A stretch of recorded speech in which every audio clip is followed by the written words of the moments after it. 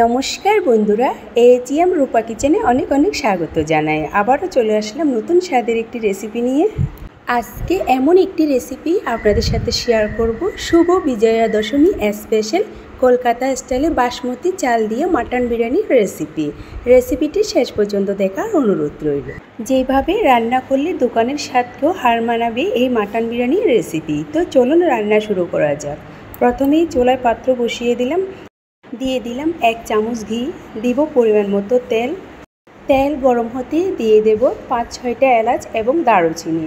সেই সাথে দিয়ে দিলাম 2টি বড় সাইজের পেঁয়াজ কুচি একটু ব্রাউন কালার করে নেব। আচ্ছা, এখানে একটা কথা বলি, বিরিয়ানি রান্না করার জন্য 1 কেজি মাটনের সাথে আমি 500 গ্রাম বাসমতি চাল নিয়েছি। অবশ্যই চালের চেয়েও মাটনের পরিমাণটা বাড়িয়ে নিতে হবে। এখন দিয়ে দিলাম মাটন দিয়ে একটু ভালো করে কষিয়ে নেব। প্রথমেই দেখুন, এটি রান্না করা খুবই সহজ, খেতে ভীষণ মজার হয়। আপনারা ট্রাই করলেই বুঝতে পারবেন।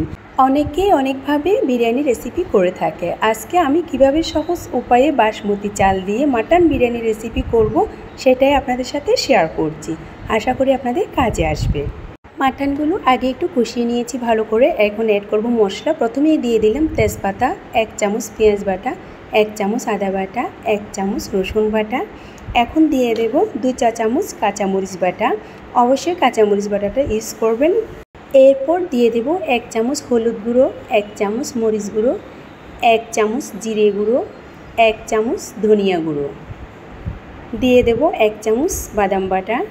কলকাতা স্টাইলের মাটন বিরিয়ানির রেসিপির টিপস ফলো করবেন, স্বাদ হবে দোকানের চেয়েও দ্বিগুণ। কথাই না কাজে হোক, ট্রাই করলে বুঝতে পারবেন। বেশ কিছু মশলা দেওয়া হয়ে গিয়েছে, এখন একটু ভালো করে কষিয়ে নেব। এরপর আরও কিছুটা মশলা অ্যাড করব। দেখুন, এভাবে বেশ কিছুক্ষণ একটু কষিয়ে নিতে হবে। এখন অ্যাড করব টক দই। আমি টক দইটা একটু ফেটে নিয়েছি। এখন দিয়ে দিলাম মাটনে দিয়ে ভালো করে একটু কষিয়ে নেব। টক দই খুব ভালো করে কষানো হয়ে গেলে এই পর্যায়ে অ্যাড করব বিরিয়ানি মশলা। দিয়ে দিলাম পরিমাণ মতো বিরিয়ানি মশলা দিয়ে আবার একটু ভালো করে কষিয়ে নেব। এই পর্যায়ে অ্যাড করব লবণ। দিয়ে দিলাম পরিমাণ মতো লবণ দিয়ে আবার একটু ভালো করে কষিয়ে নেব।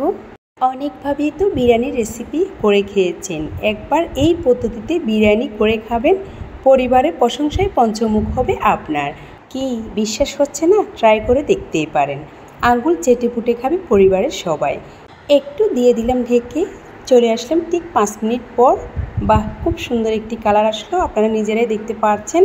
খুব সুন্দর কষা হয়ে গেল। একটু নেড়ে চেড়ে এখন দিয়ে দেব গরম জল। কখনোই ঠান্ডা জল ইউজ করবেন না, অবশ্যই গরম জল দিবেন। জল দিয়ে একটু নেড়ে চেড়ে নেব। এরপর দিয়ে দেব ঢেকে। চলে আসলাম ঠিক 5 মিনিট পর। আবার একটু নেড়ে চেড়ে দিয়ে দেব ঢেকে। কে কীভাবে বিরিয়ানি রান্না করেন তা জানি না, তবে এই পদ্ধতিতে বিরিয়ানি একবার রান্না করে খাবেন, মুখে লেগে থাকবে সারা জীবন। আবারও চলে আসলাম ঠিক 10 মিনিট পর। এখন দিয়ে দিলাম আগে থেকে ভেজে রাখা 3-4টা আলু। বিরিয়ানিতে এই আলুটা খুব মানায়, তবে আপনারা না চাইলে বাদ দিতে পারেন, কোনো সমস্যা নেই। আলু দিয়ে আবার একটু নেড়ে চেড়ে নেব। এরপর দিয়ে দেব ঢেকে। যেহেতু মাটন সেদ্ধ হতে একটু সময় লাগবে, চলুন ওদিকে রাইসটা রান্না করে নিই। রাইস রান্না করার জন্য আমি প্রথমেই একটা চুলায় পাত্র বসিয়ে দিলাম। প্রথমেই দিয়ে দিলাম পরিমাণ মতো গরম জল, দিয়ে দিলাম 4-5টা এলাচ, দিব দারুচিনি, দিয়ে দিলাম জয়িত্রী, তেজপাতা, 2 টেবিল চামচ পরিমাণ সাদা তেল, পরিমাণ মতো লবণ। এখানে চাইলে আপনারা সামান্য পরিমাণ গোটা জিরা ইউজ করতে পারেন। এখন একটু দিয়ে দিলাম ঢেকে। জল একটু গরম হতে বাসমতি চালগুলো দিয়ে দেব। একটু ফুটে উঠলো, দেখতে পাচ্ছেন।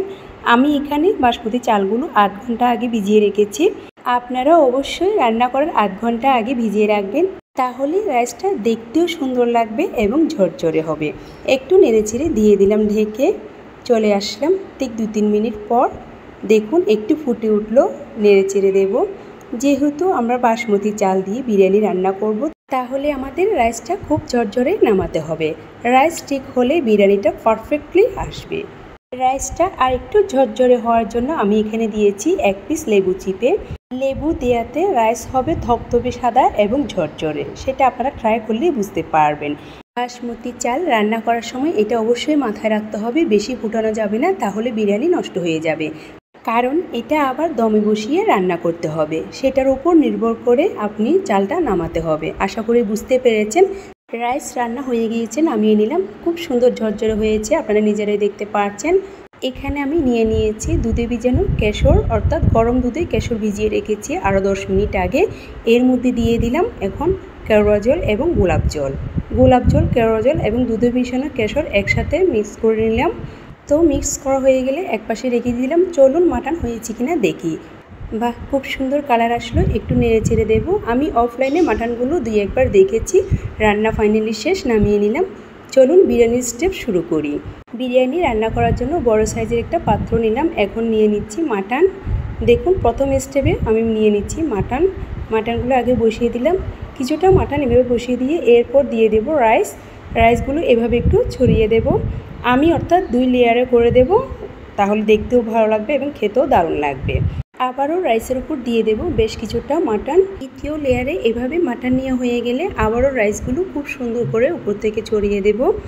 তো আজকের সহজ উপায়ে মাটন বিরিয়ানির রেসিপি কার কার ভালো লেগেছে অবশ্যই কমেন্ট বক্সে বলে যাবেন। কমেন্ট করতে একদম ভুলবেন না। খুব সুন্দর করে রাইসগুলো দেওয়া হয়ে গিয়েছে। এখন প্রথমেই দিয়ে দেব বিরিয়ানি মশলা এভাবে উপর থেকে ছড়িয়ে দিবেন। এরপর দিয়ে দেব পেঁয়াজের বেরেস্তা। আমি পেঁয়াজের বেরেস্তা করে রেখেছি, এটা অফলাইনে করে নিয়েছি। এখন দিয়ে দিলাম রাইসের উপর। দিয়ে দেব আগে থেকে তৈরি করে রাখা দুধের মিশ্রণটি। এখানে আছে কেশর ভিজানো দুধ, কেওড়া জল এবং গোলাপ জল। দিয়ে দিলাম রাইসের উপর। এরপর দিয়ে দিলাম কিছুটা পরিমাণ ঘি। বাস, বিরিয়ানি সব কিছু দেওয়া হয়ে গেছে। এখন দমে বসাবো। বিরিয়ানি দমে বসার জন্য প্রথমে চুলায় একটা তাওয়া বসিয়ে দিলাম। এরপর বিরিয়ানির পাত্র বসিয়ে দিয়ে চুলার আঁচ লো টু মিডিয়ামে রেখে দমে বসিয়ে রাখতে হবে 45 মিনিট। তো চলে আসলাম 45 মিনিট পর। বাহ, খুব সুন্দর একটি কালার আসলো। ফ্লেভারটা জাস্ট অসাধারণ ছিল। বিরিয়ানি রান্না ফাইনালি শেষ। আমি একটু আপনাদেরকে কেটে দেখাচ্ছি ঠিক কালারটা কেমন হয়েছে, অবশ্যই কমেন্ট করে জানাবেন। তো রান্না হয়ে গিয়েছে, নামিয়ে নিলাম। চলে যাব পরিবেশনায়। আজকের মাটন বিরিয়ানির রেসিপি খুবই সহজ পদ্ধতি দেখিয়েছি। এর যে সহজ পদ্ধতি আর হতেই পারে না। বিজয়া দশমীতে আপনিও রাখতে পারেন মাটন বিরিয়ানির রেসিপি। বিরিয়ানি রেসিপি কতটা ঝরঝরে হয়েছে আপনারা নিজেরাই দেখতে পাচ্ছেন। টিপস ফলো করবেন, আপনাদেরও বিরিয়ানির রেসিপি হবে এমন ঝরঝরে। আপনাদের ভিডিওটি ভালো লেগে থাকলে ইউটিউব থেকে দেখলে চ্যানেলটি সাবস্ক্রাইব করে দেওয়ার অনুরোধ রইল। ফেসবুক পেজ থেকে দেখলে পেজটি ফলো করে দেওয়ার অনুরোধ রইল। খুবই লোভনীয় হয়েছে। আশা করি খেতে কেমন হবে দেখে বুঝতে পারছেন। দেখতে যেমন হয়েছে খেতে ভীষণই মজার হয়েছে। আপনারা ট্রাই করলে বুঝতে পারবেন। তো আর কিসে দেরি, ঝটপট রান্না করে নিন আপনিও মাটন বিরিয়ানির রেসিপিটি যদি আপনাদের মন চেয়ে থাকে একটি লাইক, একটি শেয়ার করবেন। এইরকম আরও নিত্য নতুন ভিডিও পেতে আমার চ্যানেলটি লাইক, কমেন্ট, শেয়ার করে পাশে থাকবেন। আজ এই পর্যন্ত। পরের ভিডিও পেতে সাথে থাকুন। সকলেই ভালো থাকুন, সুস্থ থাকুন। নতুন রেসিপি পেতে AGM রূপা কিচেনের সাথে থাকুন। সকলকে ধন্যবাদ।